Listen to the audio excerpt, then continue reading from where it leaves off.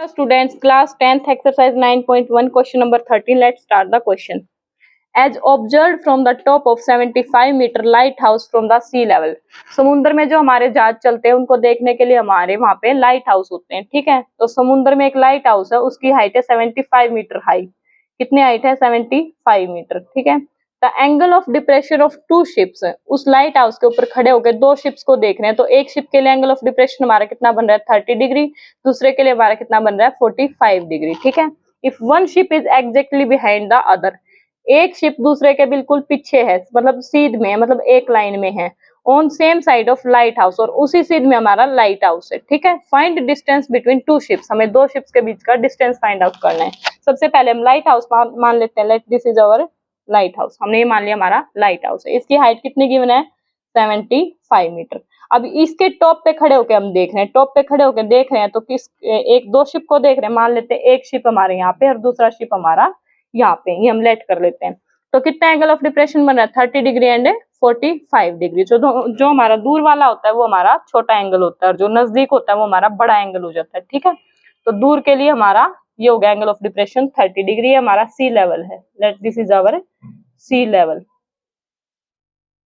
ये हमारा sea level है, पानी का लेवल है। और ये हमारा लाइट हाउस की हाइट है 75 मीटर गिवन दिस इज, ठीक है। एक शिप यहाँ पे, दूसरा शिप यहाँ पे है।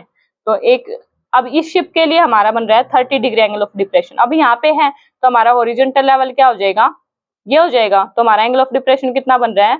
30 डिग्री। ये एंगल जो होगा ये इस एंगल का अल्टरनेट इंटीरियर एंगल हो जाएगा, तो हमारा ये एंगल हो जाएगा 30 डिग्री। अब दूसरे शिप के लिए क्या कह रहे हैं? 45 डिग्री एंगल ऑफ डिप्रेशन है, तो दूसरा शिप हमारा यहाँ पे है।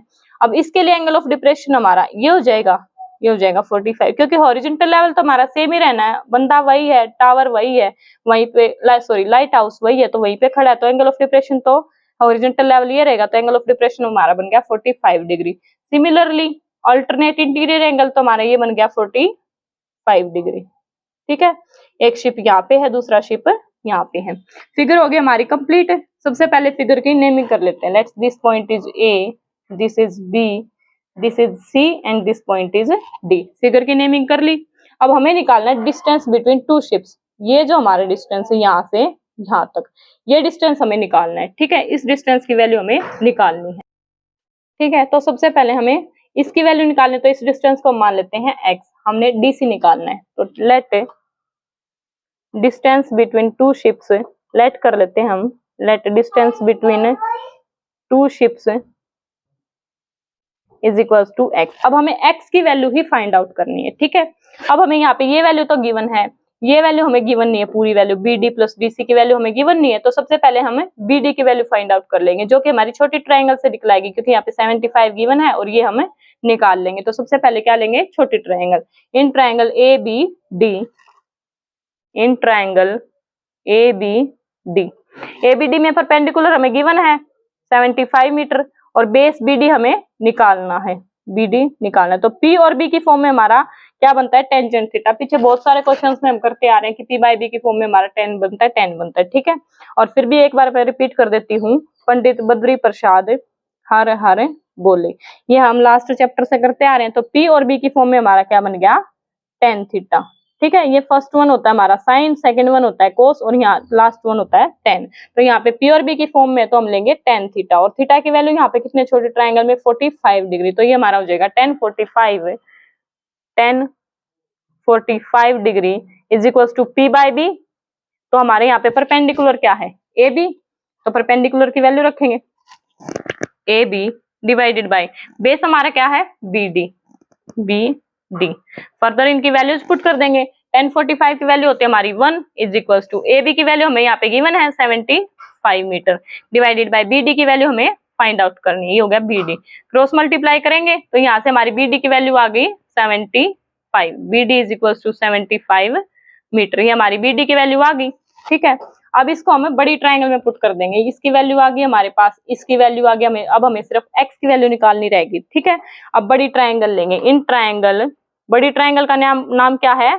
ABC।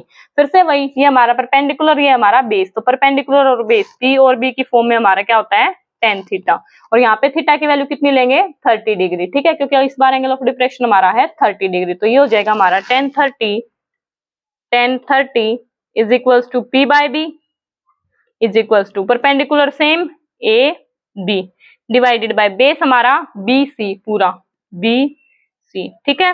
ये हमारा क्या बन जाएगा AB डिवाइडेड बाय BC को हम तोड़ के क्या लिख सकते हैं BD प्लस DC लिख सकते हैं, BD प्लस DC फिगर से देखो BC हमारा ये है पूरा का पूरा, तो हम इसको BD प्लस DC लिख सकते हैं, तो हमने वही लिखा है, ठीक है।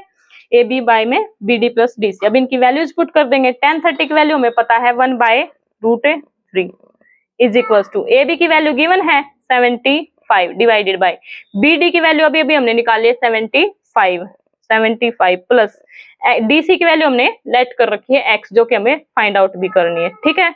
ये हो गई हमारी, ये यहाँ से हम क्रॉस मल्टीप्लीकेशन करेंगे क्योंकि हमें x की वैल्यू फाइंड आउट करनी है। ये हमारा बन जाएगा 75 plus x is equals to 75√3, ये हमारा बन गया। हमें x की वैल्यू फाइंड आउट करनी है, तो ये 75 हमारा उधर चला जाएगा, तो ये हमारा हो जाएगा x is equals to 75√3 minus 75। यहाँ से हमें 75 कॉमन दिख रहा है, तो 75 को हम ले लेंगे कॉमन, तो ये हमारा अंदर बच जाएगा 75 कॉमन लेने के बाद √3 minus 1 which is equals to x।